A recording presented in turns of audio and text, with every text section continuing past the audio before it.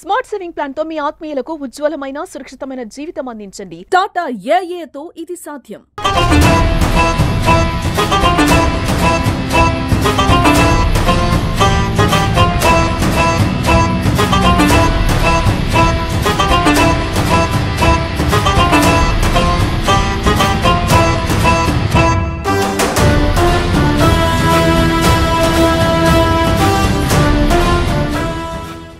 ప్రభుత్వం 3 నెలల రేషన్ ఒకే దఫా ఇవ్వాలని చెప్పేసి రేషన్ డీలర్లకు రాష్ట్ర ప్రభుత్వము కేంద్ర ప్రభుత్వం రేషన్ కార్డులలో కూడా ఎన్ఎఫ్ఎస్సి కార్డులు అని చెప్పేసి సెంట్రల్ గవర్నమెంట్ కార్డులు అదే విధంగా స్టేట్ గవర్నమెంట్ కార్డులు 2 రకాలు ఉన్నాయి.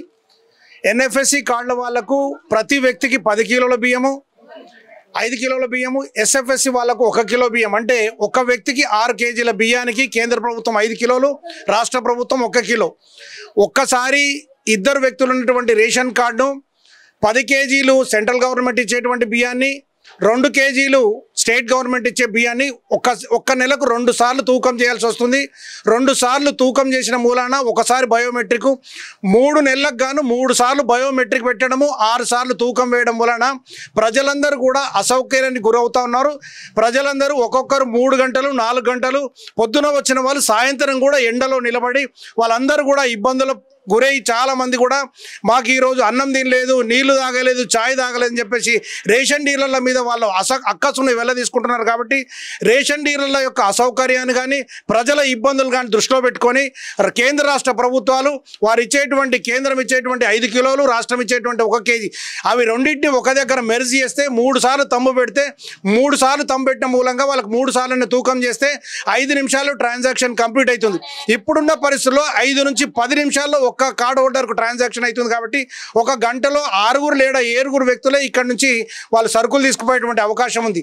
వాళ్లకు ఈ రెండింటి కనుక మెర్జ్ చేస్తే 3 నుంచి 4 నిమిషాల్లో ఒక ట్రాన్సాక్షన్ కంప్లీట్ అవుతుంది. కాబట్టి కేంద్ర రాష్ట్ర ప్రభుత్వాలు కానీ, అధికారులు కానీ, కమిషనర్ గారు కానీ, మరి కలెక్టర్ గారు కానీ తొందరగానే స్పందించి ఈ 2 కేంద్ర రాష్ట్ర ప్రభుత్వాలకు సంబంధించినటువంటి కోటాను మెర్జ్ చేసినట్టయితే అటు ప్రజల ఇబ్బందులు తొలగిపోతాయి, రేషన్ డీలర్లకు కూడా కొంత సౌలభ్యం ఉంటుందనే విషయాన్ని మేము తెలియజేస్తాను.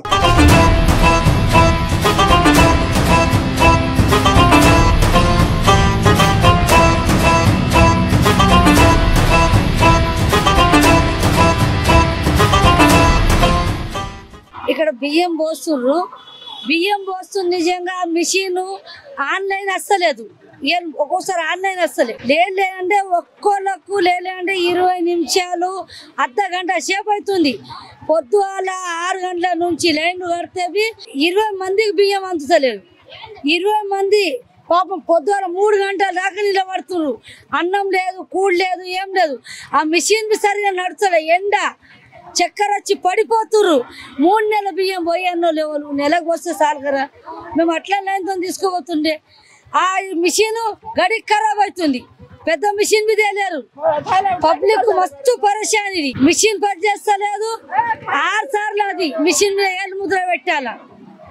ఒక్కసారి కాదు 6 సార్లు పెడితే బియ్యం వస్తుంది.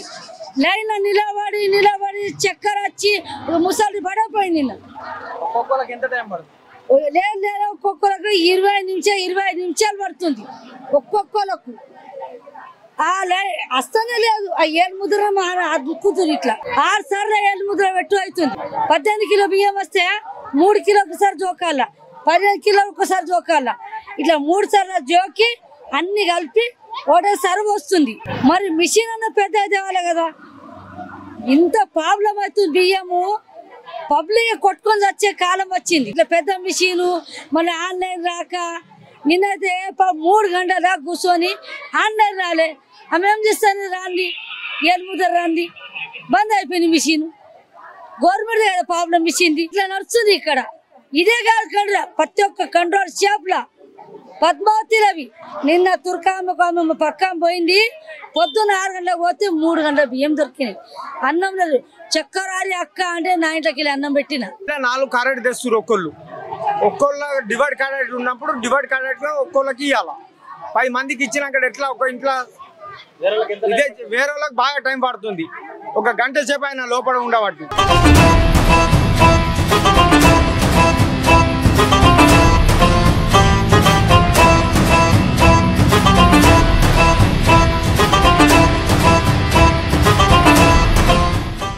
పోయడానికి మాకేమి ఇబ్బంది లేదు. రాష్ట్రంది కేంద్రంది ఉండుట్లా 6 సార్లు వేలు ముద్ర పెట్టుడు అవుతుంది. అది పబ్లిక్ ఇదైతే లేరు, ఒప్పుకోలేక మీదికి వస్తున్నారు. మిషన్ వాడేస్తున్నారు. మాది మిషన్ వాడేసిట్లో నేను బయటకు వచ్చిన. ఇప్పుడు ఏం లేదు, తీరం అవుతుంది. ఒక పబ్లిక్ 15-20 నిమిషాలు పడుతుంది కంపల్సరీ.